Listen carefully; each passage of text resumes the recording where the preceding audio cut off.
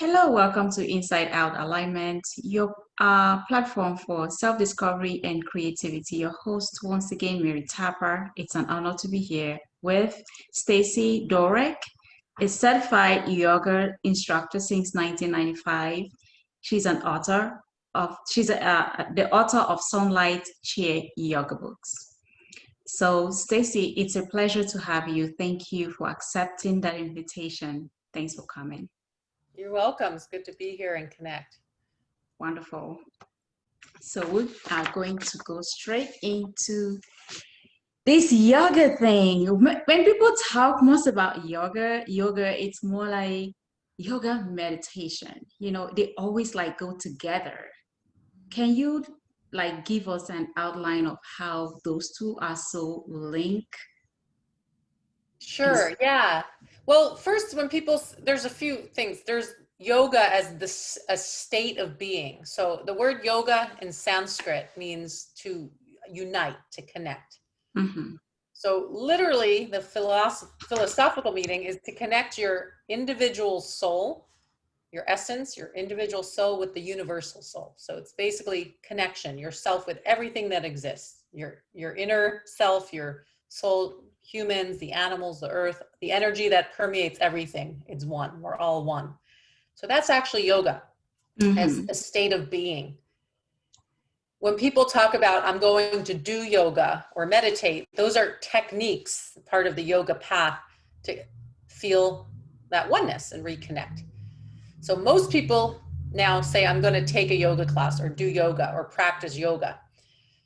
So they're doing poses or meditation or techniques they're not all doing it to achieve that state. Some just want physical health or to help them sleep better or to ease anxiety or different benefits.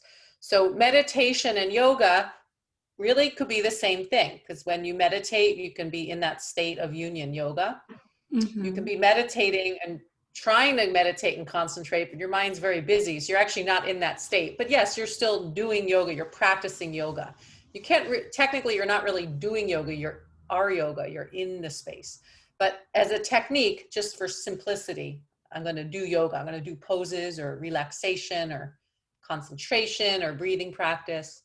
So does that kind of clarify? So yoga, meditation. Yoga can be meditation, but the yoga can also be poses. Yoga can also be doing service, volunteer work for your community. That's karma yoga. Yoga can be eating vegetarian or vegan, not harming animals, ahimsa, that's yoga. So yoga is not necessarily having to meditate.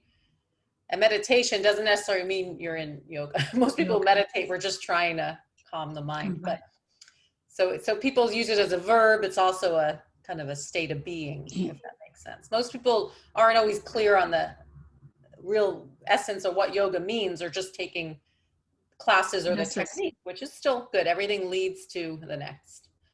Right. Thank you so much. So when you talk of sunlight chair yoga, why sunlight chair yoga? Okay, so I started practicing yoga in high school, but I was raised with it. Before I was born, my father and mother shifted to become vegetarian, and we're going up to the City Yoga Ashram in New York with Muktananda, and brought us when we were little kids. So I was raised with it, and in our house we had a meditation room where my father meditated and did his practice. So I was exposed to it, but I started my own postures and practice in high school from Lilia's full and videotape, and then started meditating in college. So when I wanted to start teaching yoga, it was 4 in 95, 96, there wasn't yoga in the gyms and studios like it is now. And I was in college then in New Mexico. So I created the name Sunlight Yoga. I maybe was inspired by the New Mexican beautiful Southwest sun always out. Technically Hatha yoga, what I teach and do, the poses, the breathing, the meditation, means sun and moon yoga. So I guess really I probably should have said sunlight, moonlight yoga for balance, like a yin yang. But I just made the name Sunlight Yoga and made a sun logo with an Om. So that's why the sunlight, it was just kind of a name, and I've used it ever since, and I'm still teaching now 25 years later. So The chair yoga came about because as I was very soon into teaching, I came out of my teacher training in 95 and started teaching and realized not everyone could get on the ground. Some were in wheelchairs. Mm-hmm. Some had physical injury or had a surgery, couldn't get up from the ground, couldn't go in a shoulder stand. And I didn't know how to adapt the poses then, because in my initial month-long training, I did a Shivananda training at an ashram. They teach the poses and not so much adaptation. So I was doing what we learned in training, which was often having them relax and skip the pose if they couldn't do it. But soon in, I realized we need a lot more than that, because they're going to just relax for an hour and a half, which is still good, but we want to move the body. So I just started getting creative on my own to help people and adapt the poses in a chair or wheelchair. Yoga is about the mind training, not just the body, but the body can do so much. And then over the years, in my 20s and 30s, got Lyme disease. So that led me to take chair yoga, which is basically just yoga, but using a prop, a chair, for support. You can do it seated, you can stand and hold the chair for balance. Some seniors or any age with limited mobility might need a chair or wall for support. I was getting dizzy and vertigo and fatigue and couldn't do more than a few minutes yoga, and I didn't feel well. It was like months and on off years with a flu-like condition. So I did some chair yoga, and then I started teaching more of that. But throughout the journey also, I was teaching companies in Bay Area. And it was Goldman Sachs, one of my first companies. They wanted me to do a workshop, but they didn't want the employees to change into yoga clothes and look unprofessional. That was what they told me in San Francisco so long ago. So I just got creative and taught them yoga in their work clothes around a conference table, which is also chair yoga. I now call it sometimes office yoga. It's kind of the same. Although in office yoga, you can use a desk or learn some short few-minute breaks. So it kind of evolved from my own healing of Lyme disease, helping people with chronic illness, which was my inner calling when I was sick and as I got better, and really wanted to help people.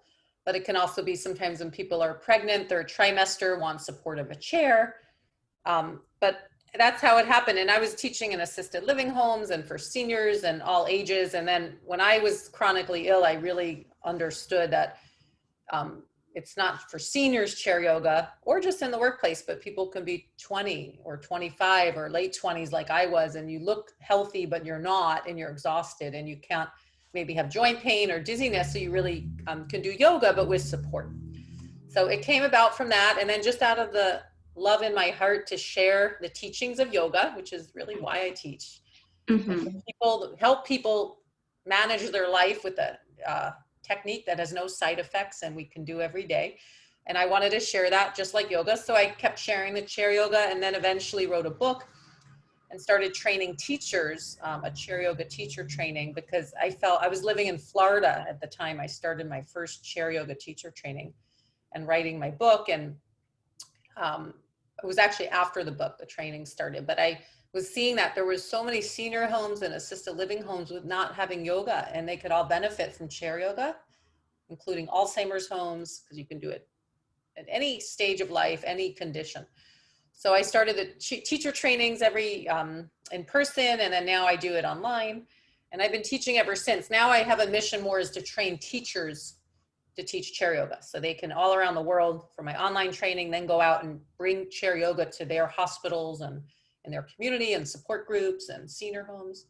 But it's just yoga. The word sunlight was just my kind of business name, and chair tells you use a chair as a prop. But yoga can be breathing and meditation, can be done lying down. It doesn't have to be the active physical exercise, but what I train teachers is in all aspects, but a lot of the training is learning how to adapt the poses in chair, because that's the learning curve for a lot of yoga teachers to learn. But the training also, I've trained nurses and social workers and occupational therapists. Some doctors have taken my training because they sometimes don't want to teach a formal class, but they want to give their patients or loved ones just ideas how to practice and exercise and move the body and meditate no matter what condition you're in. So that's how it kind of evolved, just from my experience, Lyme disease, and helping students adapt, and it keeps going. As long as people want to learn it, I'm happy to teach it. Beautiful. And one thing I noticed is throughout your journey, you've been so creative. And it's sort of like really aligned with what my podcast is about, you know, self-discovery and creativity, doing things you love, being able to tap with your inner self and, or looking at a situation just like with those in the office, and then you decided to become creative even in their work club. So it's like your journey, it's one creative process to another, which is really I just noticed, I'm like, man, that's becoming more creative and creative. And it just gives like, it's like gives the whole beauty of, of your journey, which I love that. I really love that. And you also talk about proper exercises. Okay, when doing yoga, I know exercise maybe depending on what goal we are working on, or maybe physical being what we are going through or whatever. Can you please expatiate on that for us a little bit? Sure. And first, I want to say I wasn't like a trained in college to write or write books. I've written like 4 books now. I wasn't like the creativity. It was really more of my passion to help people and teach Mm-hmm. yoga. And however that came through, verbally teaching, writing, now online course, however I can help more people. But I really think the creativity, I do think we all have creativity inside of us. And I think we block it often. Many people block it because they're in survival mode, work, family, raising kids, and they forget a lot of people that put time into their inner creativity that comes from the soul. Some people don't know what their natural talent is or creativity, but I find the yoga and meditation is what brings out that creativity. It's often probably just from clearing out my mind and clearing out some extra distractions or doubts or fears in my yoga practice that day. And that's how the ideas come through. And then when it flows through, because my mind's more clear, that's when I write books or think of how to teach people. So I think the creativity is enhanced from yoga. When we relax our body and mind, we're not as blocked, right? Mm-hmm. So it comes from that. And that actually leads me to why we adapt the pose and exercise, and why and how, as you're asking. And basically the human physical body, the yogis look at the body like a vehicle. Heard analogies from some gurus, it's like a car in the Shivananda tradition. They say your body's like a car. If you don't give it gas or oil changes, it won't work. So that's what the yoga asana, the postures are to move the joints, like oiling up the joints, get the circulation flowing, keep the vehicle for your spirit, your body healthy. So the body, even in modern science, we know we have to move every day, right? I also was I was a stress management specialist for the last few years for the Ornish Heart Disease Reversal Program. And the same thing there. They want them to exercise 30 to 60 minutes a day, even after a heart attack, even if you modify, or preventative. So the body has to move every day, 30 to 60 minutes. The yogis knew this thousands of years ago. And that's what the yoga asana is, posture. They found that as one way for healthy exercise. Although you can walk and do other movement and gardening, it's all exercise. But the yogic exercise was the posture, holding a steady pose, which gives you strength and flexibility or balance or energy or different combinations of it, and moves your prana, like the chi, your vital energy. So that's the asana. So the people need to move. But the thing is, if you're injured, if you're in a wheelchair, if you have a surgery, if you're exhausted, say you're going through chemotherapy or some kind of condition where you're depleted, you might not be able to exercise or think you can't. So the idea of adapting poses, whether in a chair or using a wall for support or even in bed if you're sick, is to move the body as much as you can to your comfort, even if it's 5 minutes. And later that evening, 5 minutes, if you can't do an hour. It's whatever you can do, getting creative. Here's the creativity. Get creative with your own needs to adapt. And people don't need adapted yoga or chair yoga or adapted yoga class. Everyone's your own teacher. You're the only one in your body who has the experience or the comfort or the pain or the awareness. No one else has it in the world but you. We're all unique. So amazing. But the classes do guide us to learn ways to move and exercise with creativity. But the idea is body's emotions stay in motion is the physics law. We have to move the body or we can get many health problems and joint and muscle problems, especially as we get older. So if you can't get out and walk or comfortably do yoga poses on a mat or floor, the chair makes it very accessible. I teach so many people that are so happy to do chair yoga, but wouldn't practice because their knees hurt. They can't get up and down easy enough. So it's getting creative because we have to exercise for the health. It's one part of our healing every day. Ideally, move the body. And the yogis also do learn every day some stillness, train the mind, relax the nerves. That's the meditation.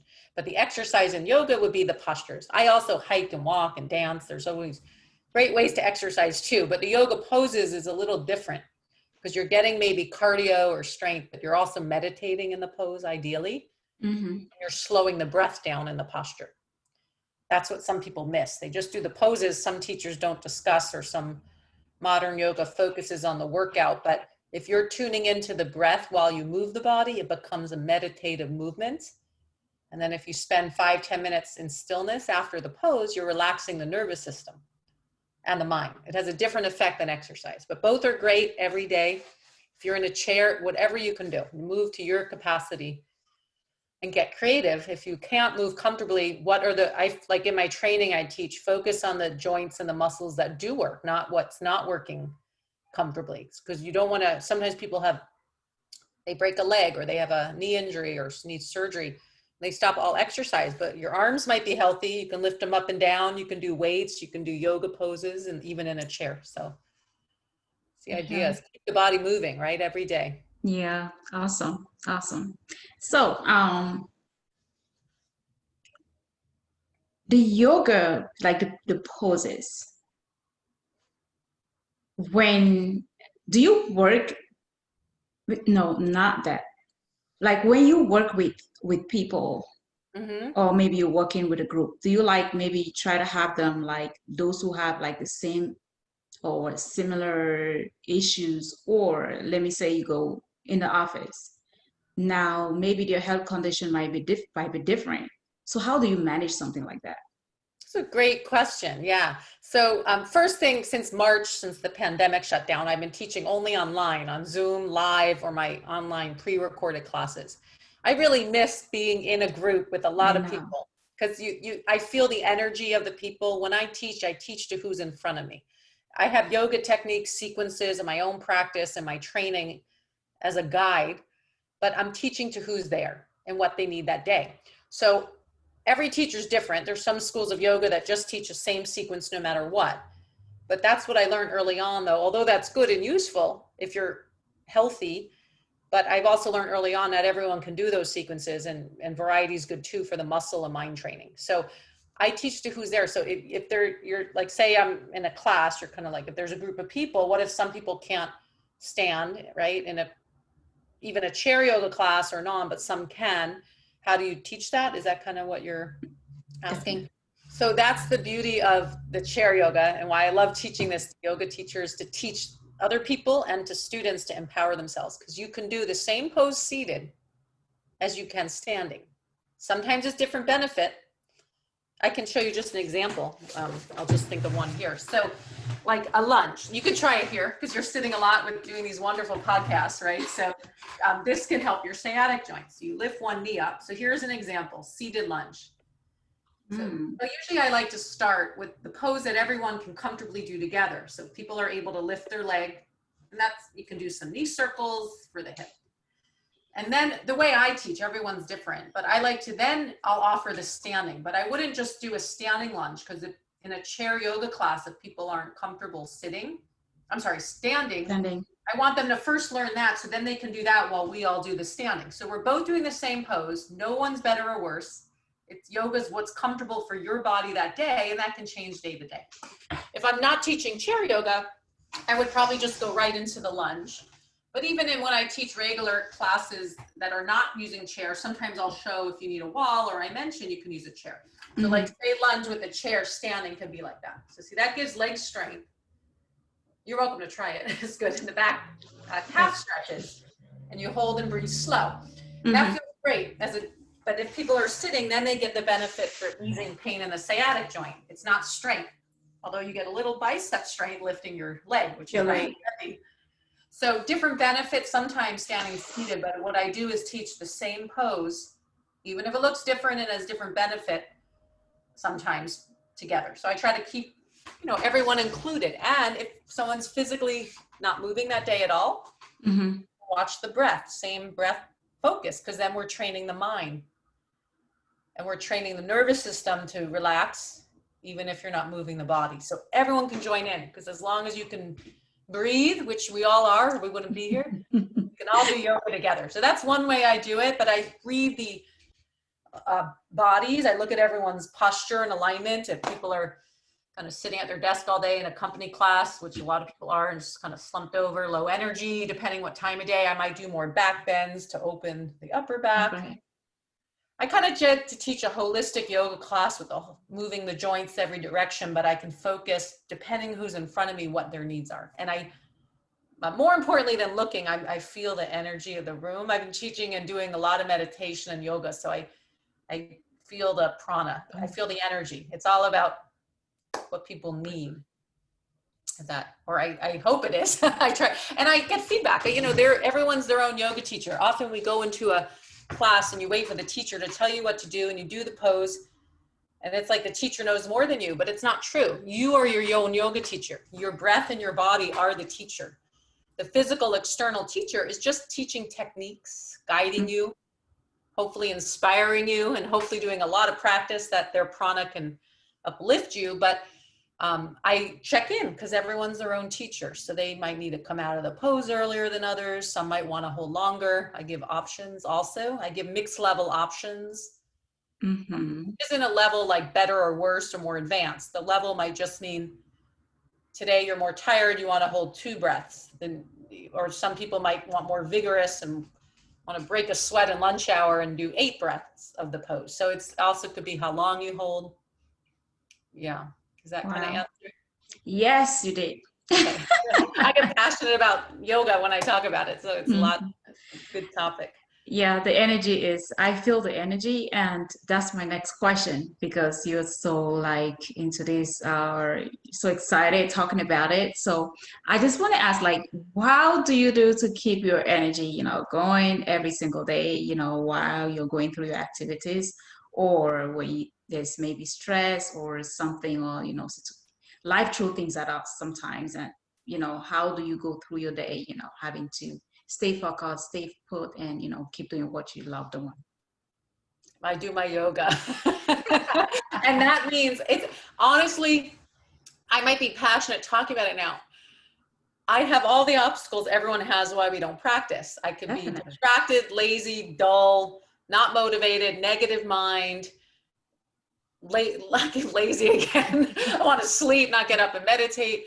I want to eat junk. I want quick energy. I'm watching too much news. I do everything everyone else does, but I know enough now doing this so long that I want what I do every day to keep me more grounded, because there's often stress or so much stress now in the world. So what I do every day, my formula is basically this. Ideally, it might be a little less, little more. Sit in stillness. This is all I learned from the yogis, traditional yoga. Meditate every day. I start my morning 30 to 60 minute, I set a timer, meditation. Ideally, I don't go on my cell phone till I'm done. Don't want to check the emails till I'm done. Start the day. And what I do when I meditate, I'm not just sitting there right away, because the mind, usually you're more fresh right when you wake up, but the mind needs training. So I do some mantras, yogic, Sanskrit or other mantras to connect me to my inner self, my divine, and I do some other prayers.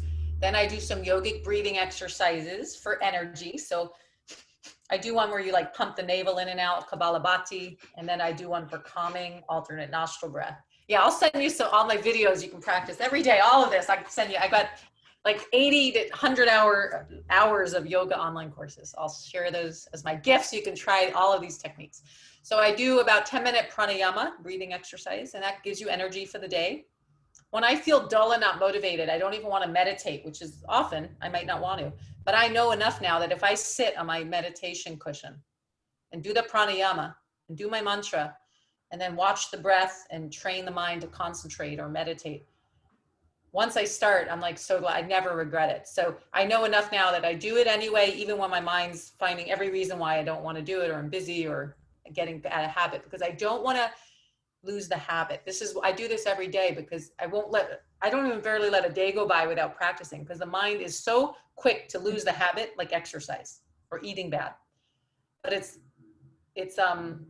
so quick and easy to lose a good habit, but it's harder to create that good habit and sustain. So I don't want to miss a day or 2 days, because once the mind kind of loses the habit, it's harder, and you just keep going down spiral. So I meditate every day. Stillness. The basic formula is 30 to 60 minute stillness for the mind, 30 to 60 minute movement exercise, as we talked about, either postures or dance or walk or hike or bike, anything, all of it.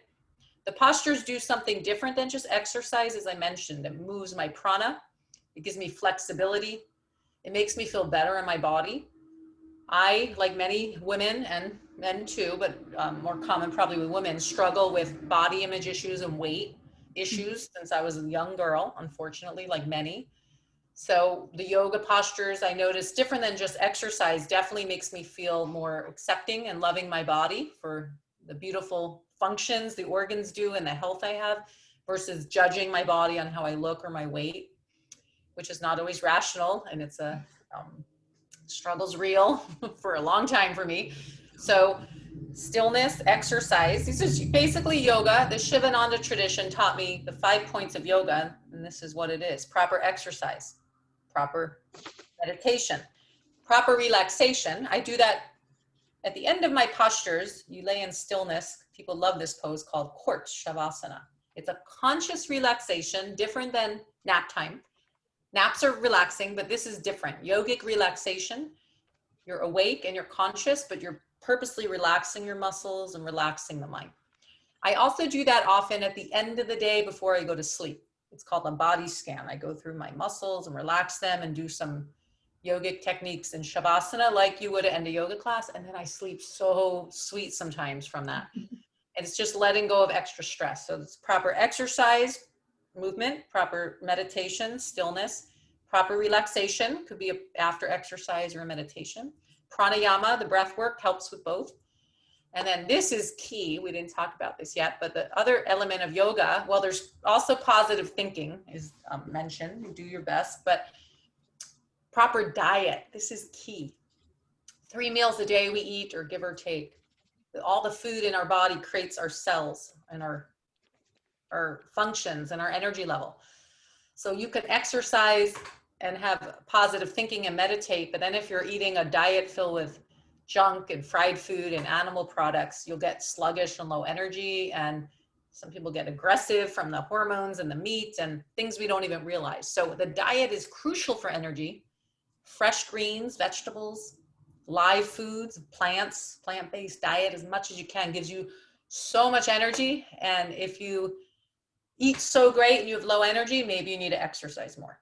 Or maybe you're not eating all the right nutrients. If you're exercising so much and you still feel depleted, well, maybe you're over cardio, maybe you're not doing enough stretching or strength, or maybe you're not eating enough greens. A lot of us don't eat enough vegetables. So those are kind of the elements. So I do this every day. The simple formula is like move my body, sit in stillness, try to eat my plant-based vegan diet as best I can, not always perfect.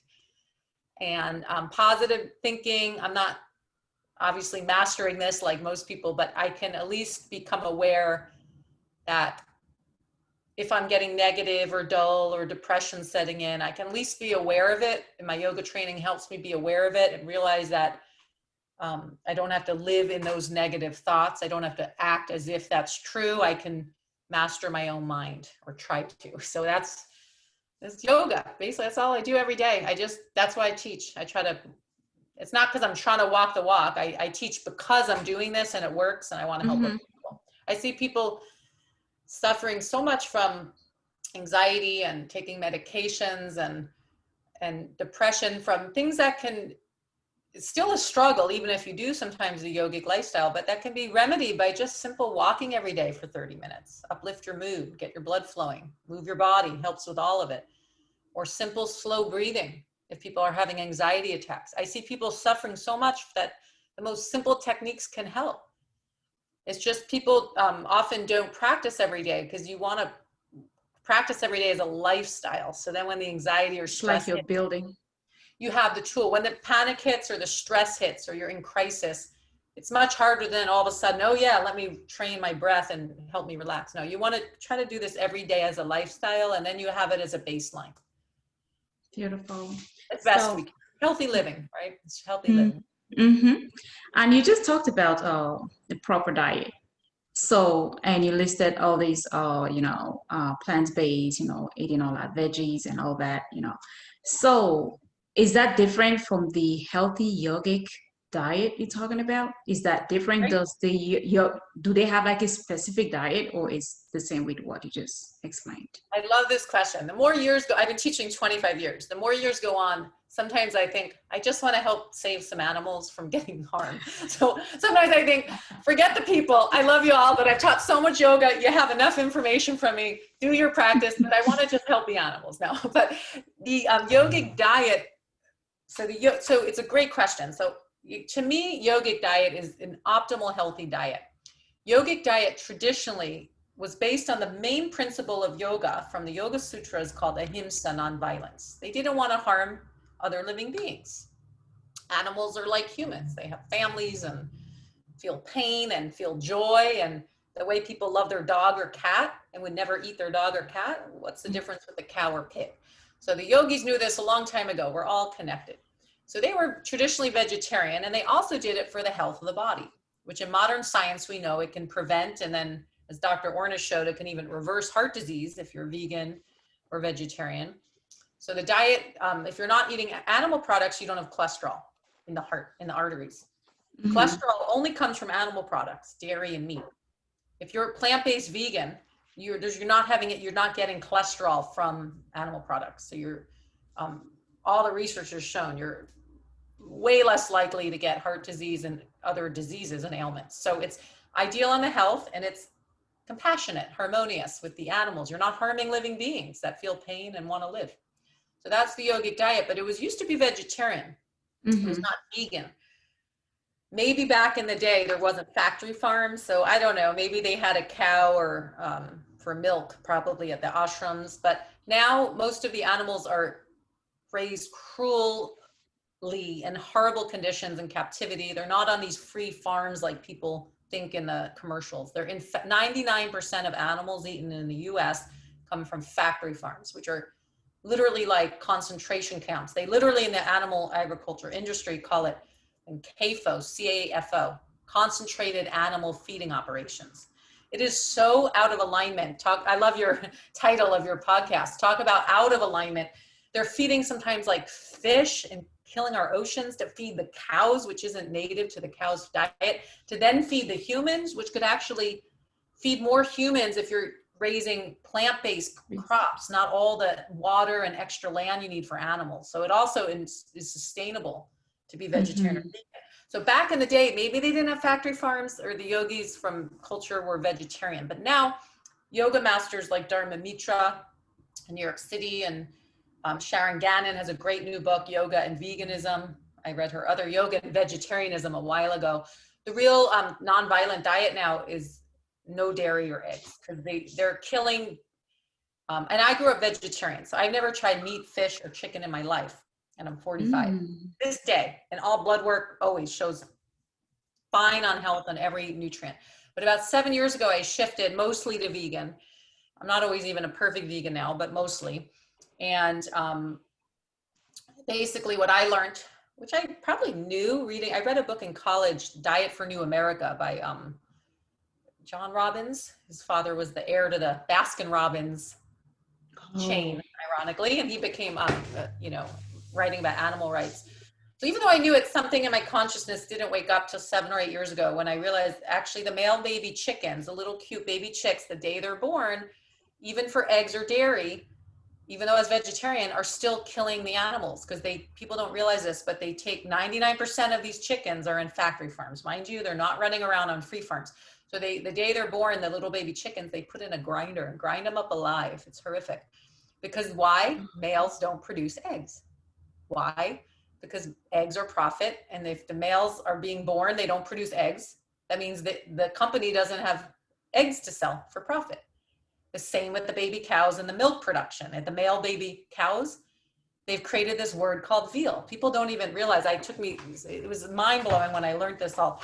I never even ate the cows anyway in my life, but people think, oh, veal is delicacy. The animal agriculture industry created veal because the male baby cows couldn't produce milk one day, where they forcibly impregnate the cows till they can't give birth anymore, and then they kill them to be steak. So the male baby cows, they know one day aren't going to be producing milk. So what do? I saw it at Animal Place Rescue Farm in Grass Valley. It's no joke, it's real. They put them in a veal crate. It's so small, purposely, the baby cows can't move around. They do this so they can't build the muscle. And then so their meat is soft. Oh. It's so sick. It's so cruel. If people really learned this, I think they wouldn't want to eat these animals. And then after 2 weeks, they kill the baby cow. It's called veal. And then the mama, they're crying. They're like humans. They don't want to be ripped away from the mom the day they're born. They're separated. There's so much cruelty. So, sorry if I'm going off topic, but this is for No. when you learn this, it's like, we all want peace, love, and light, or we say we do. We want harmony and all this discord in the world. And we want peace within ourselves. We want health and happiness for ourselves and families. So why would we want to take that away from animals and then ingest it in our body, which then can create heart disease and partly maybe diabetes, but other problems in the body. So it's a win-win-win if you don't eat these animals. They'll eventually, if we don't support the industry, they'll stop. They won't have the demand. The animals will get out of captivity. The animals won't be raised for food and could be free, right? And then some people say, oh, but there's humane meat. I don't think there's anything humane to kill an animal at the end, even if they're raised in a free field, which only 1% or less are on a farm. They still want to live. Why would you want to get your head chopped off to be someone's food for one meal? No. So even the people say, oh, it's organic meat or it's grass-fed. Who cares? You're still taking the life of an animal. So the yogis are like, we don't want to be nonviolent. So this diet, it's win-win-win, compassion. You don't kill animals. You keep the animals like trying to have less suffering. It's better on the physical health. Then I notice even when I stop the milk and the dairy and stuff, your energy is so much better. Your digestion improves. People have had amazing health transformations from just going vegan, or just stopping the dairy, or just cutting down the meatless Monday, just going more vegetable. So amazing. You can get rid of so many health problems from the diet. And it's hard, believe me. I think one of our challenges for changing habits, more than exercise or thinking, is people's diet. We're so attached to the food we grew up with and what we were taught is good for us, but a lot of it's just creating the habits. So it's better on our health. It's better on the animals. It's better for the land and the earth. It's more sustainable. So it's a win-win-win for everyone. But the energy of what we eat, can it give us energy or take energy? We eat fried, heavy, oily foods and sugar. You might get little quick energy with sugar, but then you're going to crash. So eventually that can deplete us. And we go to it because we're stressed and we're tired and we want that emotional satisfaction of the sugary or filling, fattening food. Believe me, even vegan, you can get a lot of vegan cookies and vegan ice cream. You can eat junk food as a vegan too. So we do it because we're stressed or we want that quick energy because we're busy. But in the long run, it actually depletes energy. So if you start with some more vegetables and fruits, the yogis do to eat nuts and whole grains too, and legumes, you'll get more energy actually than the quick fix, because you don't have the crash after. Mm-hmm. So to me, it's a win-win-win.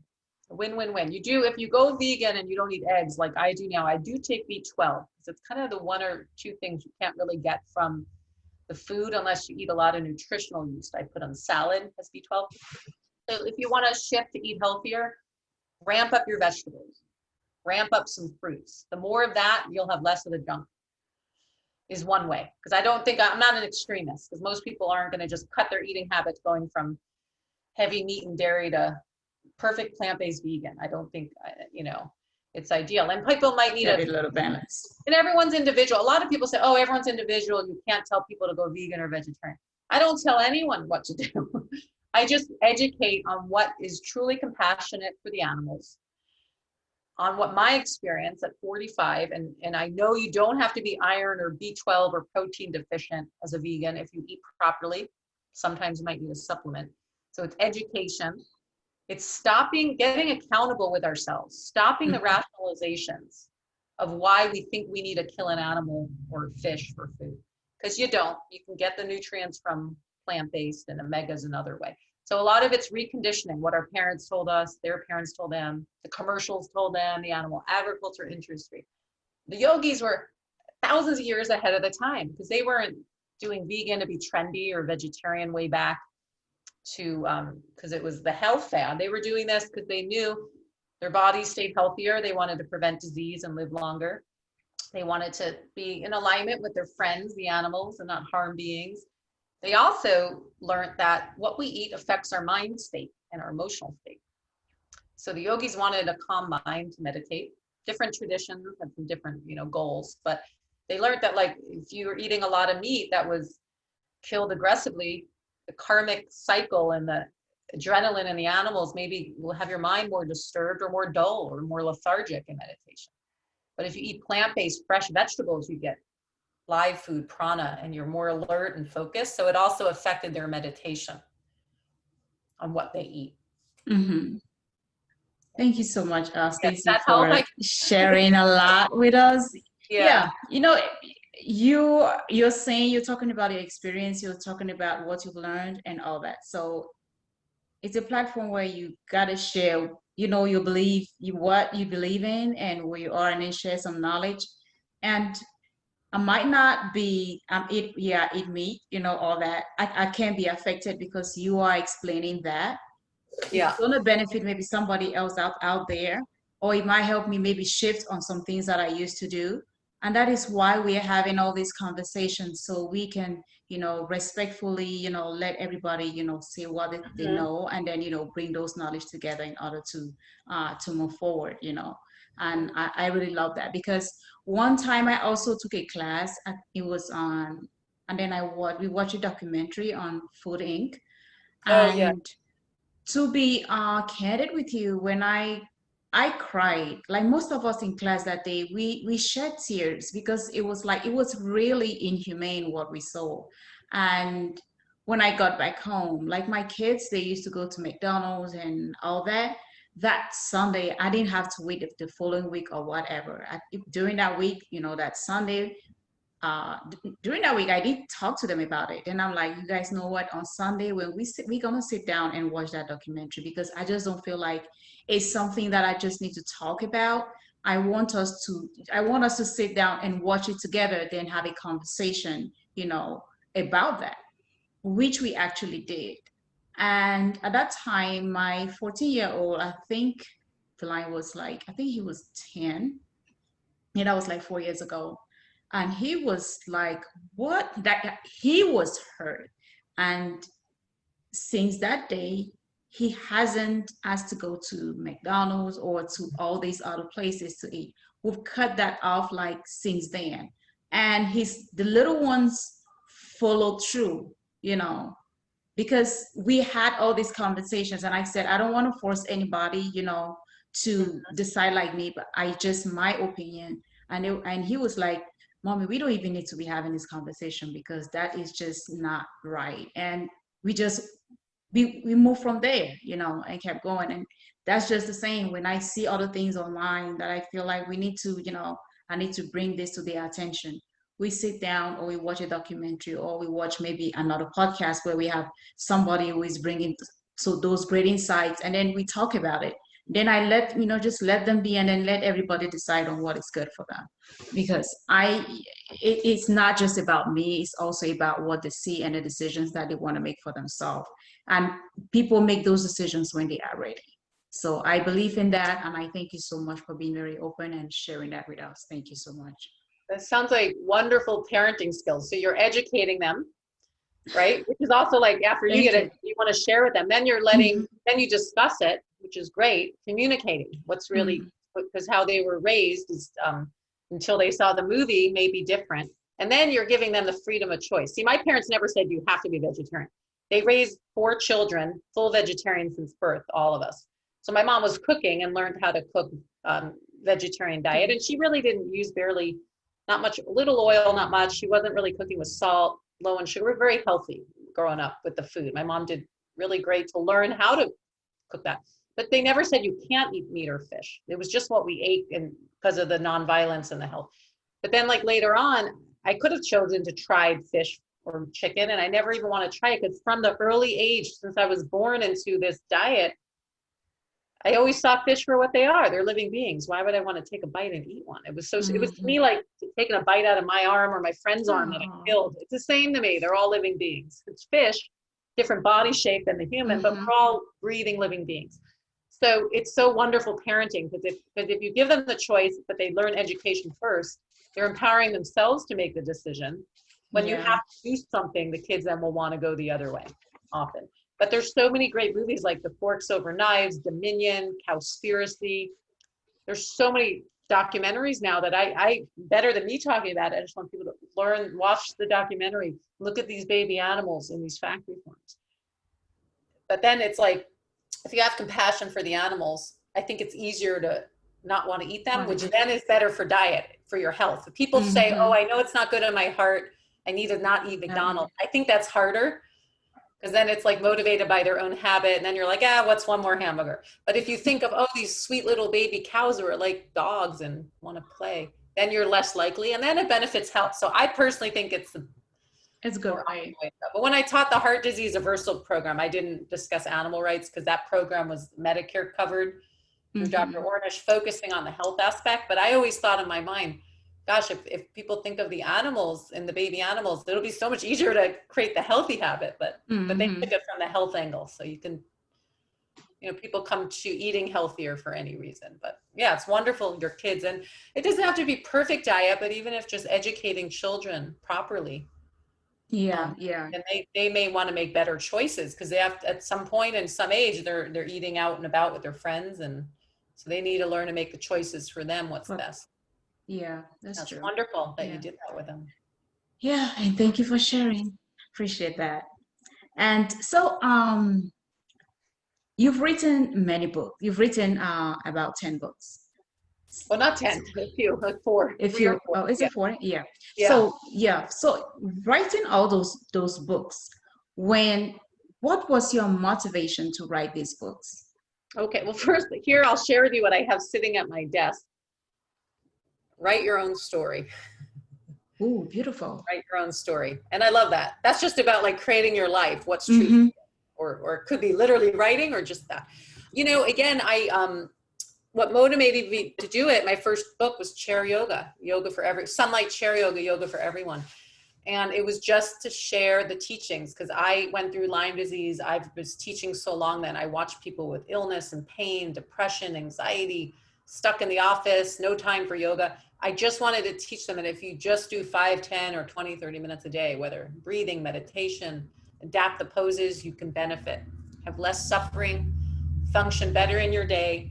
I literally just wanted to share that. I never wrote a book. I wrote articles on yoga for many years, but I also, again, did that just to share. It's basically like how I teach, I write. So I literally took out a Microsoft Word document. This was ridiculous. When I look back, if I'd known about like book publishing and like the software, I would have made my life easier and probably taken way less time to write the book. But I literally did a Microsoft Word document. It was almost ridiculous. Pictures on my iPhone when I was in Florida, an old iPhone. Edited it myself, put it on the Word document. Started writing the book, then learned more about self-publishing. So I did write a second edition later on and hired a professional photographer and did a little better. It was still, this is my current book, Sunlight Chair Yoga. People love it. It's about 200 photos of adapted poses. And even that was self-published me. It wasn't because I was a professional writer. My motivation was to help people learn yoga. And not everyone's in my area to take my class.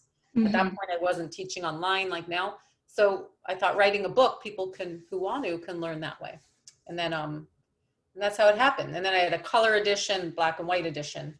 I stopped the first edition because the second's better. So that's basically one chair yoga book, 3 editions. And then I wrote a book, Ahimsa, Nonviolent Eating and Living, about the vegan diet and animal rights. And so I had that one too. So yeah. And and then I have a newer book. Sorry, I have about 5 books. Yoga for Everyone includes the postures standing, on the floor and the chair. I combined everything. So basically not just chair yoga, but yoga for everyone is showing all versions of the pose. Yeah. Yeah. So yeah, again, I didn't mean to be an author. I just want to share what I teach. And any way I can help people. And I'm happy because sometimes people get referred to my book or find it online. And I've gotten some sweet emails. Like one woman's, I remember she was like, I'm in a wheelchair and I got your book and I've been doing it every day. I follow your sequences, and she had so much healing from it. And it just, that's why I do this. And it warms my heart. If I could help people, not even knowing who I help, that's the work. Thank you so much, and for sharing, and uh, thank you also for all the gifts that you have for us. About sharing all those poses that can help us in order to get to Yeah. that space. And I like when you talked about people starting, even if it's 5 minutes, 10 minutes, because it does add up. Sometimes if we're thinking about willpower, it's easy to get stuck, but starting with like 5 minutes, few minutes a day, it builds up, and then we build up from that, and maybe add as time goes on. So that's More really realistic. beautiful. Yeah. Yes, it's more realistic, because if people say, I'm going to Hmm. do an hour a day, every day, meditate or yoga, it may not happen. Maybe in a Hmm. class there. But if you do 5 minutes, it's an easier habit to create. And then it feels great. You feel sleep better, or you interact nicer to your husband or wife or child. And then you may want to do 10. So I think it's a good start. And you said your gifts. Thanks for sharing your gifts. Yoga can help you get in touch with the gifts. One of your gifts is doing this beautiful healing podcast. We all have gifts inside of us to help the world. I believe we all have a purpose to be here, even if we're not in touch with what that means.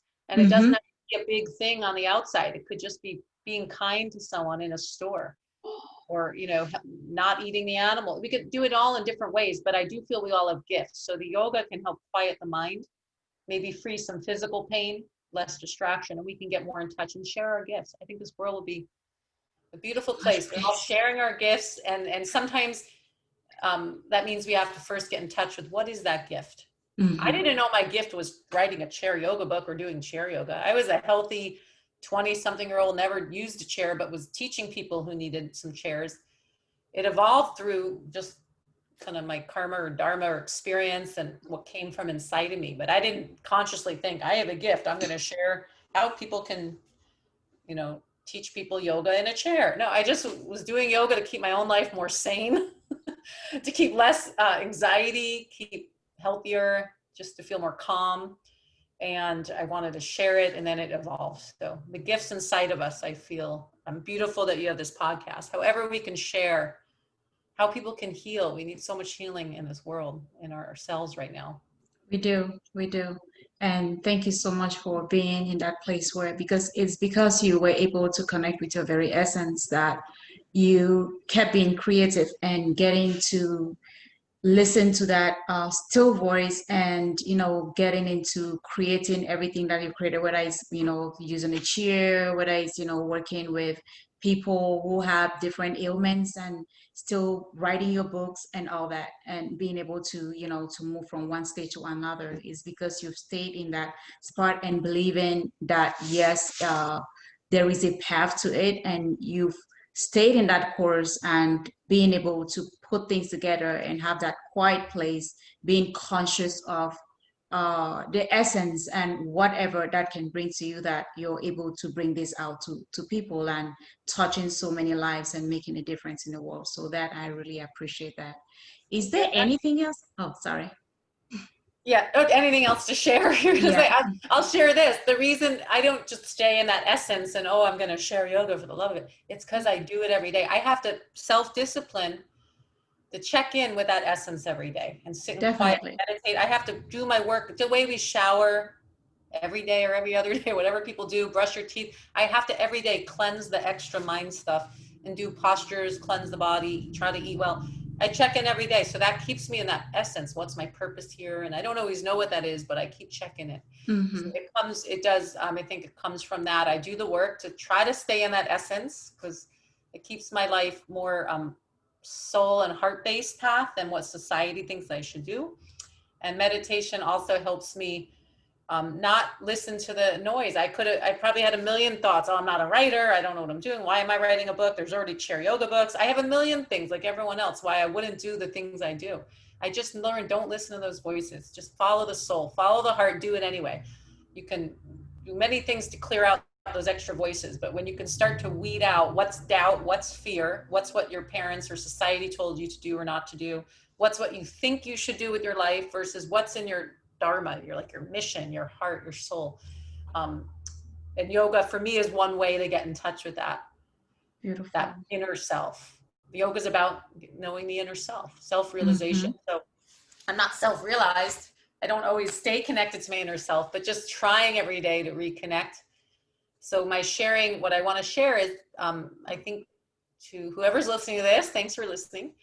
I think that, and I know from my experience and 25 years of watching people do yoga of all ages and companies and everywhere, you can have less suffering in your day, think clearer, sleep better, and more physical health and more joy, even if this world is trying to bring us down lately, it feels like. But I feel that even a 5 or 10 minute practice for those who are busy and families and work, whatever you can do. But I do know from my heart and soul that yoga is a beautiful path with no side effects, that you don't need anything external, that you can do with a little discipline, 5 or 10 or 60 minutes a day to create more harmony, maybe longer life, if not longer life, more peace while we are in this life. So I really encourage everyone to do a practice that's just for you, whether you're busy, family, partners, work.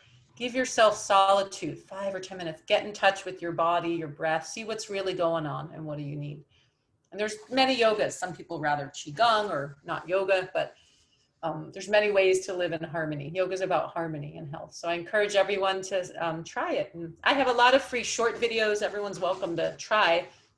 I have a youtube.com/Sunlight Yoga San Francisco, or it's just all linked on sunlightyoga.com, my website. But there's plenty of videos. You can just try it out. I have online courses with long hour classes and more extensive classes of all types, stress management and yoga and chair yoga. But I put a lot out there, no charge, so everyone can try it. So my YouTube has a lot of short videos and some longer. And I mean, I offer as much as I can, but it's up to individually people to practice to get the benefit. Definitely, Yeah. definitely. But if I can encourage that and it helps people, then I've done my job. Yeah, you are doing it. And thanks again for doing what you do. And so on the description box of this episode, I will have your contact, I'll have your information. So listeners can directly, contact you or go on that website and see what you have on there and get the benefits of those videos that you already have up there, to help them. They can start from there and then see if they want to go, get sign up for one of your classes and want to work personally with you and then get the benefits of what you're doing. So thanks again, Stacie, for your wonderful time. Thank you so much for sharing with us. Thank you for being here. It was a pleasure and it was a great time being here with you today. Thanks again. My pleasure. Thank you, Mary. Thank you. And I'm going to send you as my gift my online courses so you can have hours and hours of yoga or relaxation or meditation whenever you want from your home. Thank you so very much, Stacie. Thank you. I appreciate that. Thank you. Have a wonderful day. You too. So, listeners, thanks again for being here. Have a great one and bye for now.